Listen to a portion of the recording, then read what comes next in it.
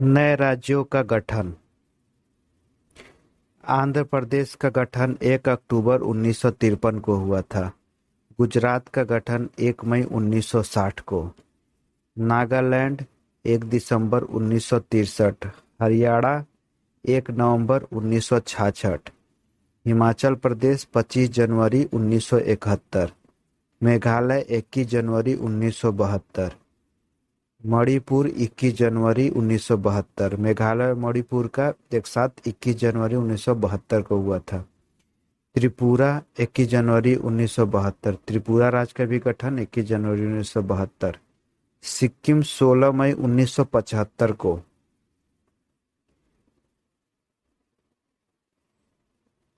सिक्किम उसके पहले autonomous region था। मिजोरम 20 फरवरी 1987 को मिजोरम राज्य का गठन हुआ। अरुणाचल प्रदेश 20 फरवरी 1987 को इसका गठन हुआ। गोवा 30 मई 1987 को।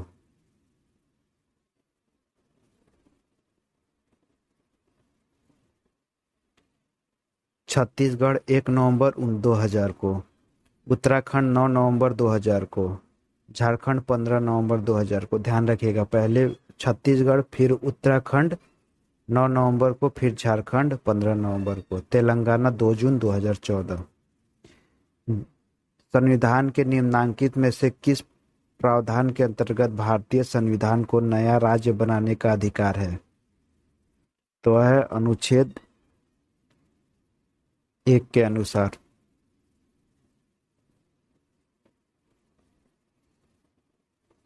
भारतीय संविधान के अनुच्छेद 3 के तहत, सॉरी वो अनुच्छेद 3 के तहत है। भारत के निम्न किस प्रावधान के तहत भारतीय संसद को नया राज्य बनाने का अधिकार है? तो वह है अनुच्छेद 3 के अंतर्गत। भारतीय संविधान के अनुच्छेद 3 के तहत नए राज्यों के निर्माण, उनके क्षेत्रों, सीमाओं तथा नाम में परिवर्तन का अधिकार भारतीय संसद में निहित है, जबकि अनुच्छेद 1 के तहत संघ का नाम और राज्य क्षेत्र, अनुच्छेद 2 के तहत भारतीय संघ में नए राज्यों का प्रवेश तथा स्थापना का प्रावधान किया गया है। ध्यान रखिएगा, अनुच्छेद 1 के तहत संघ का नाम और राज्य क्षेत्र, और अनुच्छेद के 2 के तहत भारतीय संघ में नए राज्यों का प्रवेश, और अनुच्छेद 3 में नया राज्य बनाने का प्रावधान है। नए राज्य के गठन की शक्ति निहित है संसद में।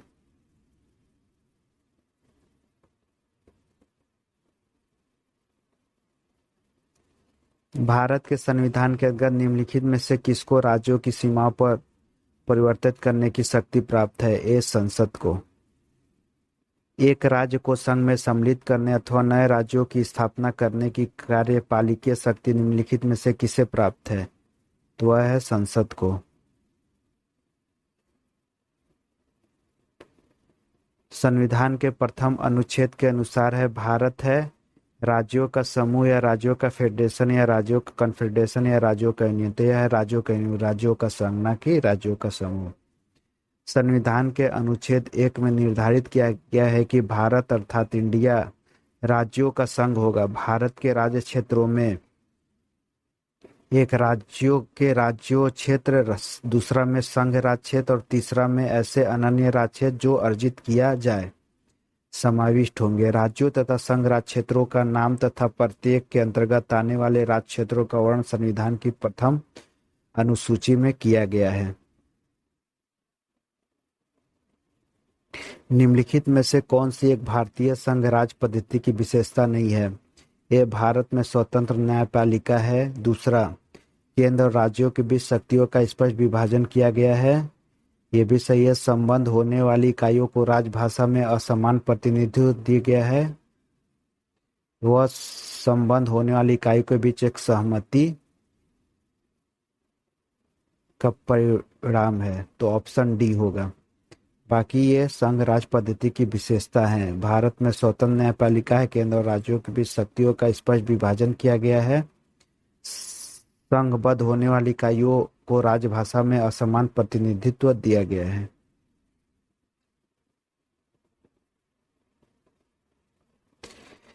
भारतीय संघ अथवा राज्य की विशेषताओं में लिखित संविधान का होना, संविधान की सर्वोच्चता, कठोर संविधान, शक्तियों का विभाजन, स्वतंत्र न्यायपालिका, द्विसदनीय विधायिका, राज्यों का संघ राज्य में असमान प्रतिनिधित्व, द्विस्तरीय सरकार आदि हैं। जबकि भारतीय संघ की स्थापना संबंध होने वाली इकाइयों के बीच किसी सहमति या समझौते द्वारा नहीं हुई है। भारतीय संघ से राज्यों को अलग होने का अधिकार नहीं है। भारतीय संविधान के अनुच्छेद में उल्लेखित है कि इंडिया अर्थात भारत राज्यों का संघ होगा।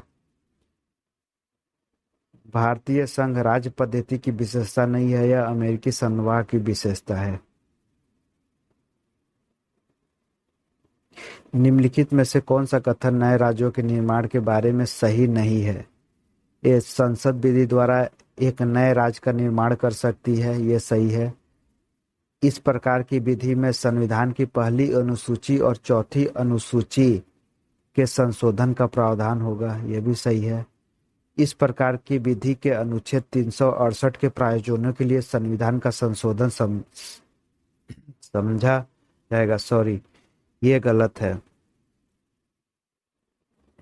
इस प्रयोजन के लिए विधेयक संसद में तब तक पुनः स्थापित नहीं किया जा सकता जब तक इसे उस राज्य के विधानमंडल को निर्दिष्ट नहीं किया गया हो जिसे क्षेत्र सीमाओं या नाम पर इसका प्रभाव पड़ता है। तो ऑप्शन सी सही नहीं है, बाकी सारे सही हैं। नए राज्यों के निर्माण के लिए विधि हेतु अनुच्छेद 368 के तहत विशेष प्रक्रिया भारतीय संशोधन प्रक्रिया नहीं अपनाई जाती है, अर्थात संसद साधारण बहुमत को नए राज्यों का निर्माण कर सकती है तथा संविधान के अनुच्छेद 4(2) के अनुसार इस प्रकार की विधि अनुच्छेद 368 के प्रायोजनों के लिए संविधान का संशोधन नहीं समझी जाती है। अन्य विकल्प सही हैं। एक नया राज्य बनाने में संवैधानिक संशोधन के लिए कैसा बहुमत चाहिए? ये साधारण 2/3, 3/4 या 2/3 और राज्यों का अनुसमर्थन। तो एक नया राज्य बनाने के लिए साधारण बहुमत चाहिए।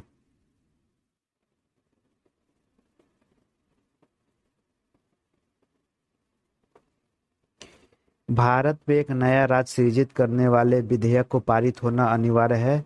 संसद में साधारण बहुमत तथा कम से कम 2/3 राज्यों के अनुसमर्थन द्वारा, या संसद में साधारण बहुमत द्वारा, या संसद में 2/3 बहुमत तथा कम से कम 2/3 राज्यों के अनुसमर्थन द्वारा।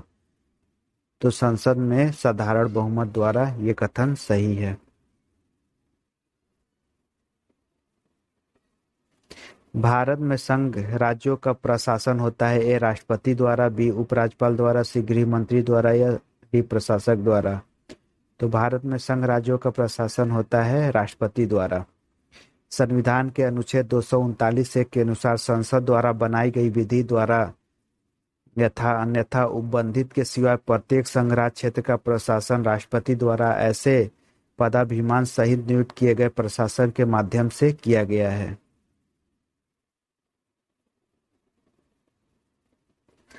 भारत संघ नहीं है, कारण किसी भी राज्य का क्षेत्र सीमा तथा नाम उसकी सहमति के बिना भी परिवर्तित करने की शक्ति संघीय संसद को प्राप्त है। सही उत्तर का चयन कीजिए। भारत संघ नहीं है, ये गलत है। कारण आर किसी भी राज्य का क्षेत्र सीमा नाम उसकी सहमति के बिना भी परिवर्तित करने की शक्ति संघीय संसद को प्राप्त है, ये सही है। तो ऑप्शन डी ये गलत है किंतु आर सही है। अनुच्छेद 1 के अनुसार भारत राज्यों का संघ है। किसी राज्य के क्षेत्र सीमा तथा नाम में परिवर्तन हेतु राज्यों की सहमति अनुच्छेद 3 के अनुसार आवश्यक है किंतु बाध्यकारी नहीं, अतः संसद बिना राज्यों की सहमति के ऐसा कर सकती है, अतः ये गलत है और आर सही। संवैधानिक प्रावधानों के अनुसार राज्यों की सीमाओं को बदलने के लिए सहमति की आवश्यकता है। राज्य के विधानमंडल सदन की, राज्य के मुख्यमंत्री की, राज्य की या राज्य की नहीं। तो राज्य की नहीं, सहमति की आवश्यकता नहीं है। Option D. निम्नलिखित में से कौन सा एक नए राज्यों के निर्माण के लिए संवैधानिक उपबंध नहीं है?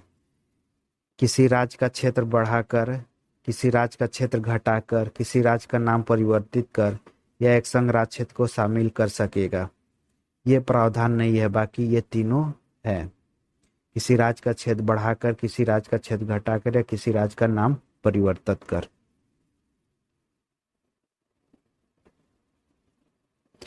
भारतीय संविधान के अनुच्छेद 3 के अनुसार किसी राज्य की सीमाएं बदलने, नए राज्य का निर्माण करने अथवा उनके नाम में परिवर्तित करने का अधिकार केवल संसद को दिया गया है। राज्यों के अधिकार प्राप्त नहीं है।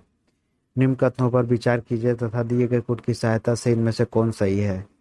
संविधान में यूनियन ऑफ स्टेट नामक शब्द प्रयुक्त हुआ है क्योंकि भारतीय राज्यों को अलग होने का अधिकार नहीं है। इसके धर के आयोग ने राज्यों के पुनर्गठन हेतु भाषा के आधार की अपेक्षा प्रशासनिक सुविधा की वरीयता दी थी। पंडित जवाहरलाल नेहरू, सरदार पटेल, पट्टाभी सीतारमैया की अध्यक्षता में कांग्रेस कमेटी राज्यों के पुनर्गठन में भाषाई आधार के पक्ष में नहीं थी। ये तीनों के तीनों कथन सही हैं।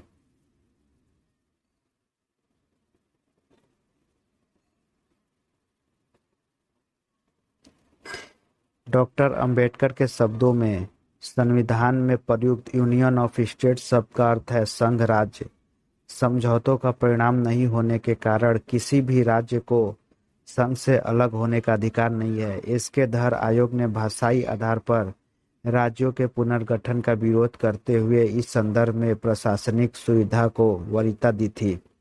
वर्ष 1948 में गठित पंडित जवाहरलाल, सरदार पटेल और पट्टाभी सीतारमैया की कमेटी ने अप्रैल 1949 में प्रस्तुत अपनी संस्तुतियों में भाषाई आधार पर राज्यों का पुनर्गठन का पक्ष नहीं लिया था।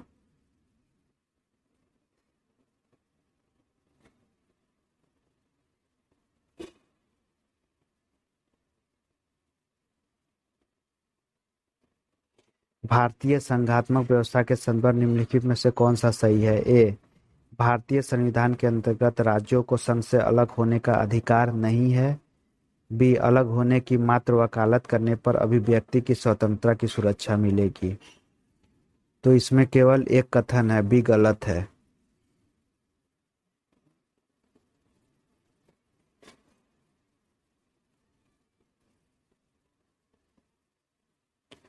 भारतीय संविधान के तहत राज्यों के संघ की स्थापना की गई है, जिसमें राज्यों को संघ से अलग होने का अधिकार नहीं है। संघीय संसद में संघ में नए राज्यों का प्रवेश या उसकी स्थापना कर सकती है तथा राज्यों के क्षेत्र सीमाओं का नाम में परिवर्तन कर सकती है अथवा राज्यों के भागों को अलग मिलाकर नए राज्य का निर्माण कर सकती है, परंतु संविधान के तहत किसी राज्य को संघ से पृथक होने पर सकने का अधिकार नहीं दिया गया है। इस प्रकार कथन एक सही है।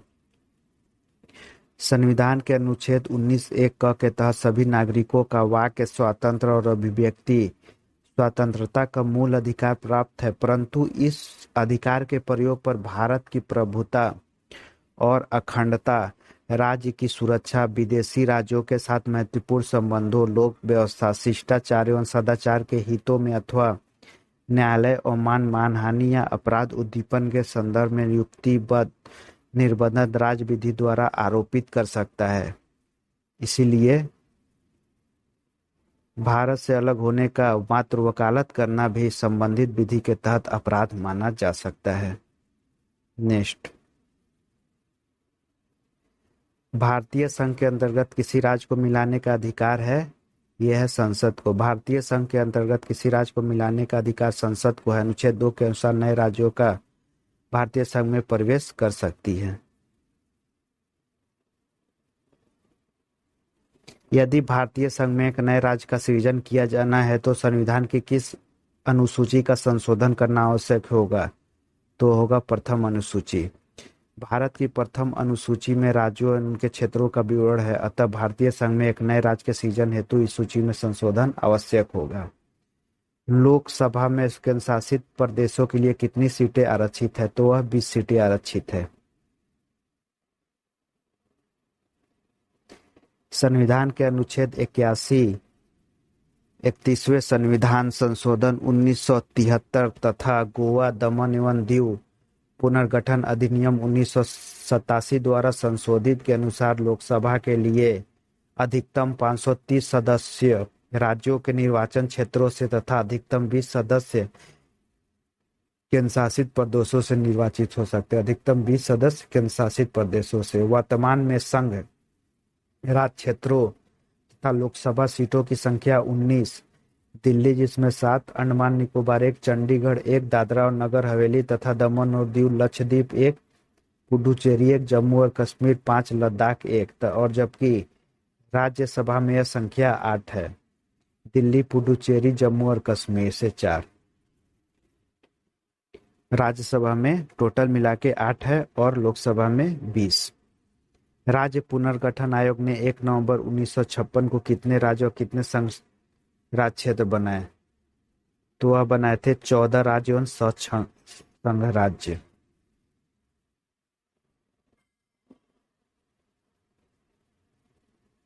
स्वतंत्रता के पश्चात नए राज्यों के निर्माण के लिए फजल अली की अध्यक्षता में एक राज्य पुनर्गठन का आयोग हुआ, जिसकी सिफारिश पर 14 राज्य एवं 100 संघ राज्य क्षेत्र स्थापित किए गए। आंध्र प्रदेश स्वतंत्रता के पश्चात भाषा के आधार पर गठित 1 अक्टूबर 1900 प्रथम राज्य है। भारत में कितने राज्य एवं संघीय क्षेत्र हैं? भारत में इनमें से तो कोई नहीं। भारत में 28 राज्य और 8 केंद्र शासित प्रदेश है। प्रश्नकाल के दौरान संविधान की प्रथम अनुसूची के अंतर्गत भारत में 28 राज्य एवं 7 केंद्र शासित क्षेत्र थे। 2 जून 2014 को तेलंगाना राज्य के गठन के पश्चात भारत में कुल 29 राज्य एवं 7 संघ राज्य क्षेत्र हो गए। पश्चात जम्मू और कश्मीर तथा लद्दाख को संघ राज्य क्षेत्र घोषित किए जाने के पश्चात 28 राज्य एवं 9 संघ राज्य क्षेत्र हो गए हैं। उसके बाद दादरा और नगर हवेली तथा दमन और दीव के एकीकरण के पश्चात संघ राज्य क्षेत्र की संख्या 26 जनवरी 2020 से 8 हो गई है। तो वर्तमान में 28 राज्य एवं 8 संघ राज्य क्षेत्र हैं। तेलंगाना राज्य बन जाने और भारत में राज्यों की संख्या होगी तो वह होगी 28। ये उस समय का प्रश्न है। 2 जून 2014 को तेलंगाना राज्य का गठन हुआ था और अब 28 राज्य और संघ राज्य क्षेत्र 8 रह गई हैं। भारत में कितने संघ शासित प्रदेश हैं? तो वह है 8। निम्नलिखित में से कौन संघ राज्य क्षेत्र नहीं है? अंडमान और निकोबार द्वीप समूह ये हैं, दमन और दीव है, गोवा नहीं है, पुडुचेरी है। भारत के संविधान की पहली अनुसूची में राज्यों और संघ राज्य क्षेत्रों का उल्लेख है। इस अनुसूची में गोवा राज्यों के अंतर्गत जबकि शेष विकल्प संघ राज्य क्षेत्रों के अंतर्गत सम्मिलित है। किस राज्य की राजधानी का नाम स्वतंत्रता प्राप्ति के पश्चात अभी तक नहीं बदला गया है? तमिलनाडु, पश्चिम बंगाल, केरल, आंध्र प्रदेश। तो स्वतंत्रता प्राप्ति के पश्चात आंध्र प्रदेश का नाम नहीं बदला गया है, बाकी सबका बदला गया है। और अभी तेलंगाना के गठन के बाद आंध्र प्रदेश की राजधानी हैदराबाद से अमरावती हो गई है। इसे और आगे नेक्स्ट पार्ट में पढ़ेंगे। धन्यवाद दोस्तों।